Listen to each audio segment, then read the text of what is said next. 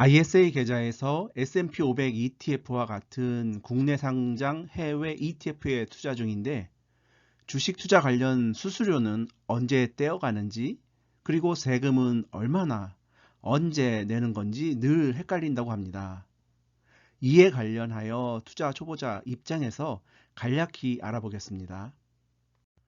어느 구독자께서 다음과 같이 댓글을 남기셨습니다. 댓글 감사드리고 앞으로도 다양한 댓글 환영합니다. 가장 우선 세금과 수수료를 구분하길 바랍니다.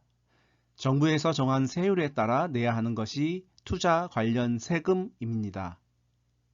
그리고 각 증권사에서 정한 수수료라고 하는 총 비용은 증권사에서 떼어가는 것이죠. 따라서 수수료, 즉 총 비용은 증권사마다 차이가 있고 수수료 할인 정책에 따라 또 차이가 있습니다. 자, 그럼 주식 투자 시 정부에서 정한 세금 세 가지를 알아볼까요? 첫째, 증권거래세, 그리고 배당소득세, 그리고 양도소득세가 있습니다. 증권거래세는 삼성전자, 현대차와 같은 주식을 팔 때마다 매도 가격에서 0.15%를 자동으로 떼어가고 있습니다. 이를 증권거래세라고 하죠. 그런데 ETF를 팔 때에는 면제입니다. 즉 ETF는 매도 시 증권거래세가 없습니다. 그럼 오늘의 핵심 ETF 투자 시 배당소득세를 알아볼까요? 주식의 배당이나 채권 이자와 같은 개념으로 ETF에 투자하면 배당금이 나오는데 이를 ETF 분배금이라고 하죠. 이 ETF 분배금에 대하여 15.4% 세금을 떼어가는데 이를 배당소득세라고 합니다. 그리고 또 한 가지 알아야 하는데 국내에서 상장된 ETF를 팔 때 발생하는 수익금을 매매 차익이라고 하는데 이 매매 차익에 대하여서도 15.4% 세금을 떼어가는데요. 이 또한 배당소득세라고 합니다. 헷갈리죠?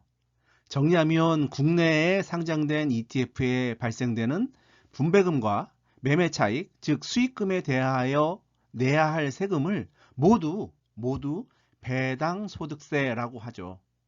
즉 15.4% 세금을 내야 하는 것입니다. 이번에는 양도소득세에 대하여 알아볼까요? 삼성전자, 현대차 등 국내 주식을 팔 때 수익금에 대하여 내야 할 세금을 양도소득세라고 하지만 우리와 같은 일반 소액 투자자는 수익금이 아무리 많아도 양도소득세를 전혀 내지 않습니다.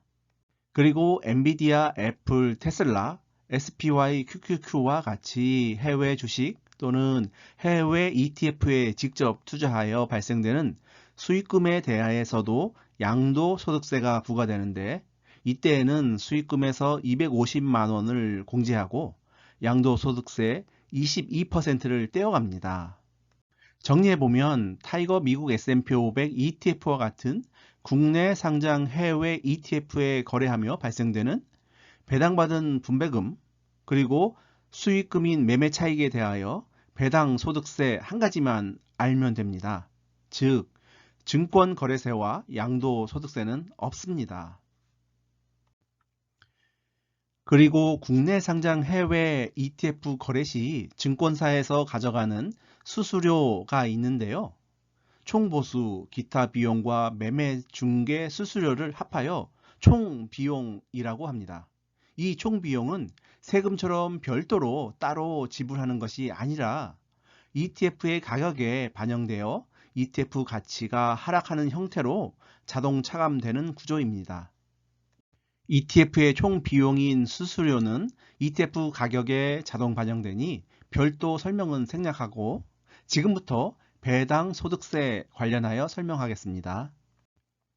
문의하신 분의 글에서 자세한 정보는 없지만 다음과 같이 예를 들어 ISA 계좌에서 5천만 원을 타이거 미국 S&P 500 ETF에 투자할 경우를 사례로 배당 소득세를 언제 얼마나 내야 하는지 알아보겠습니다.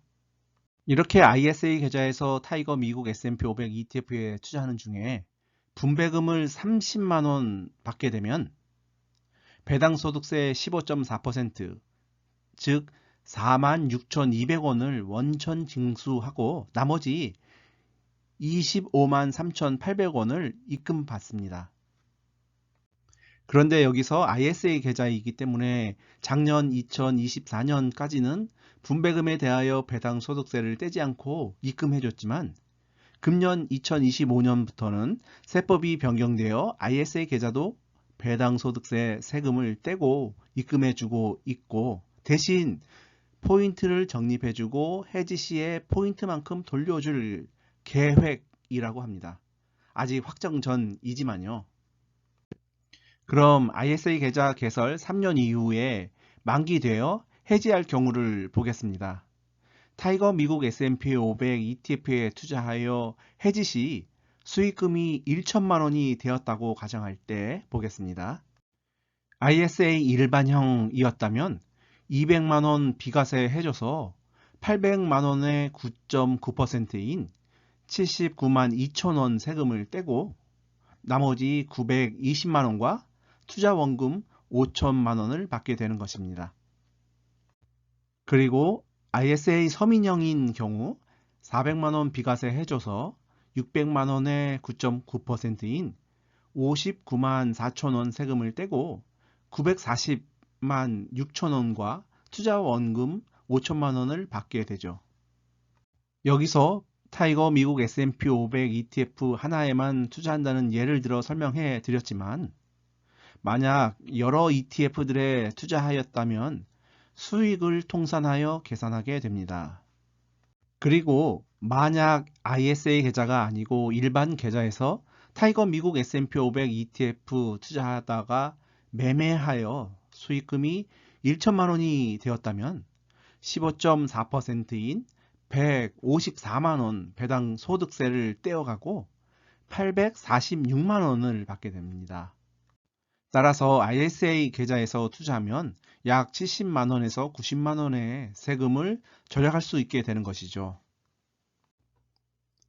이자, 배당 소득이 연간 합계액이 2천만 원이 넘으면 금융소득 종합과세 대상자가 되고 ISA 계좌도 만들 수 없는 것은 알고 계시죠? 그럼 여기서 퀴즈입니다. ISA 계좌 5년 만기 해지 시 수익금이 2천만 원이 넘었다면 해지 후 다시 ISA 계좌를 다시 만들 수 있을까요? 없을까요? 정답은 ISA는 분리과세 대상이므로 ISA 계좌를 새로 만들 수 있습니다. 즉, 수익금이 2천만 원이 넘어도 9.9% 세금만 내면 되고 금융소득 종합과세 대상도 되지 않으며 ISA 계좌도 재가입 가능합니다. 다음 영상에서 뵙겠습니다. 감사합니다.